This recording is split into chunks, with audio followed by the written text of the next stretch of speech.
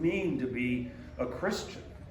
We're not just called to, oh, Lord, please help me get that job. Or, Lord, I really want that house.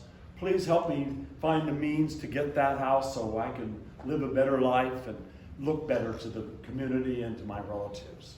We don't do that. We may do that. But in reality, the center of our prayer life has to be the worship of the triune God. Amen. Many years ago, I invited the Vashon ministers to come to the monastery for a Vespers service and homemade soup and bread afterwards, because I wanted to introduce them to just what we were. And among the visitors that we had was a man by the name of Pastor Paul Ivaska, who became a good friend. He was the minister at the Evangelical Free Church on the island. And Pastor Ivaska called me the next day and he says, Father Tryphon, I want you to know how much I love the Vesper service. And he said, this may come as a shock to you, because he said, if any denomination is iconoclastic, it's we Evangelical Free Church people. We don't even have crosses on our churches. And he said, we have a little cross in the pulpit and everything else is non-liturgical. And he said, but I guess I better like it because heaven is going to be liturgical. I went to the funeral of a young sheriff's deputy who was killed recently. And it was held at the Tacoma Dome. And I walked in procession with all the officers from the sheriff's department. And I heard the worst sermon I've ever heard from this young man's minister, Baptist minister. I was so shocked by it that I was speechless. And for me, that's amazing. Sheriff Paul Pastor gave the real homily. He's a true believer. He's an Episcopalian. He's one of my best friends and has been for many years. And even though I live in King County and he is the sheriff of Pierce County, he presented me with a sheriff's chaplain's badge because he considers me as his mentor. And so I went up to him afterwards and I said, all the officers that were around me, at the conclusion of your remarks, said that you gave the best homily for the day. I didn't say anything about the minister, but this minister, a fundamentalist, told everyone that his parishioner is happy now because he had been an avid fisherman. And he says, we don't know much about heaven, but what we do know is that we're all going to be given a mansion. And he's in his mansion, and there's a river flowing behind it, and he's out there fishing. What? We're going to fish? Now, I'm an avid fly fisherman, so I can see something good out of it. Once a year, I try to go up to northern Idaho to go fly fishing with my brother, who is a master at fly fishing. And there's a Presbyterian minister on the island that he and I go out fly fishing on a boat in the inner harbor of Vashon Island during the pink salmon run. Because as the tide is coming in and the salmon, it's though they're in a river. So you don't just sit in a boat and send out, something for them to bite on. You stand in the boat and you fly fish. That's what's going to get them. And so I have this thing that I do, and I'm wearing my robes. And when I cast out and I catch a fish, and both Tom and I are really good fly fishermen. He's a former marine biologist, grew up in Montana. So we're both avid fly fishermen. So we're standing there casting out, and we get our five quota. We each can have 5. Everyone can have 5 only. We have them within a half hour, both of them. We have all our 10 fish in our boat. Everybody else is out there, and maybe they caught one. And I have this, it's probably kind of mean, but I do it anyway. When I get a salmon into my boat, I yell out, "Hallelujah!" And everybody's looking over at me. And then I finally, last year, as we're motoring it back to the pier, I called out, "Just so you know, you're supposed to be fly fishing for pink salmon." And I'm sure that next year they'll be doing the same thing they were doing before, just sitting in a boat, trawling for fish. But that's not what you do. So, what was my point? The sermon, Fishing in Heaven. Oh, yes. So, here's this poor soul that thinks when you get to heaven you're going to get a mansion and you're going to have a river running back there if you're a fly fisherman. And you're going to be out there fishing. We Orthodox know what it means to be in heaven. It's what Pastor Alaska said. Heaven will be liturgical. What do you think happens when we attend Divine Liturgy? It's not just this nice little communion service like our Protestant friends have. The Divine Liturgy is that point in time when heaven and earth are united. I had this brought home to me way back after I was ordained. And I did something that must have been a carryover from my Lutheran years, I don't know what. But it was a stupid thing.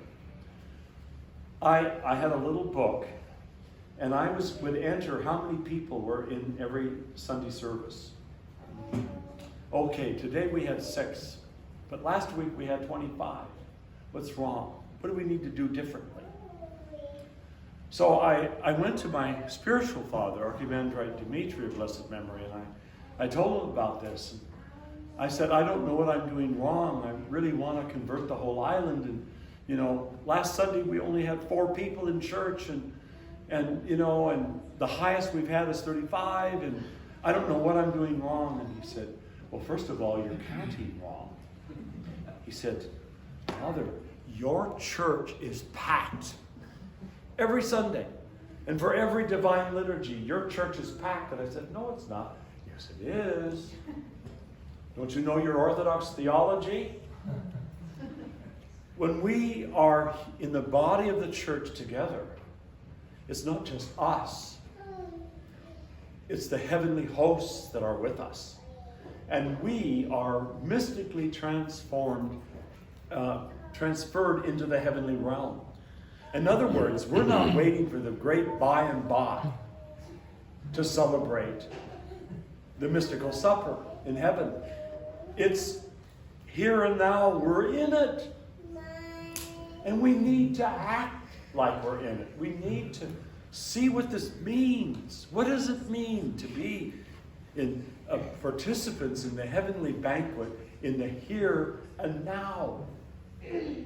I mean, wow. And every time we attend liturgical services in the Orthodox Church, we could even look at it as rehearsal time. We're preparing for what heaven is going to be for us. And I assure you, it's not about fishing trips. I mean, when I heard the mumblings of some of these officers around me, fishing in heaven? I mean, they're saying that. And there's this poor man standing at the podium telling them that. And I'm thinking, I wouldn't want to even think about being a Christian if he was my minister. I would be out of here. As I told a Unitarian friend once, a fellow therapist, he and his wife were Unitarians, and I said, and I wasn't anything at the time, but I said, Jerry, I don't understand why anyone would want to be a Unitarian. Said, why would you want to get up on an early Sunday morning and go sing hymns to a deity that may or may not exist in a church that has virtually no theology? I said, I would rather sleep in and go out for a latte in the Sunday paper. I would rather do that. But every time, even in my periods when my health has not been good enough for me to serve, but I'm in the altar and Father Hiram Paul is serving, and I'm transported to this wonderful place. And I am receiving the mystical body and blood of Christ to the healing of soul and body. And I'm surrounded by the heavenly hosts of those who've gone on before us. In Orthodoxy, we don't see, one of the reasons why we pray to saints is because we know from the earliest times of the church that the saints are one with us. Death does not separate the church militant here on earth with the church triumphant. And the moment of that absolute perfect union is in the divine liturgy. I remember the very first time I attended a hierarchical liturgy at our cathedral in San Francisco. I'm still not even a Christian. And I remember what I saw was this beautiful courtly pageantry and beautiful vestments. And I didn't see, oh, this is just a bunch of fancy stuff to worship. What I saw was, with a 70-voice choir in the balcony, what I experienced was something that I had never seen in Western Christianity. What I saw in this experience was this, it was almost like courtiers before a king. I mean, you know, I love Queen Elizabeth. I think she's one of the greatest leaders today. And she's the only one I know that every year when she does her Christmas message to her people, concentrates on Jesus Christ. And I even saw her once in this message refer to Christ as her King. Wow. And so then I see all of these clergy and the bishops. And who is at the center of it? It's not the minister behind the pulpit who can go on and on and on with his own corrupt theology. And it's not, oh, look at me.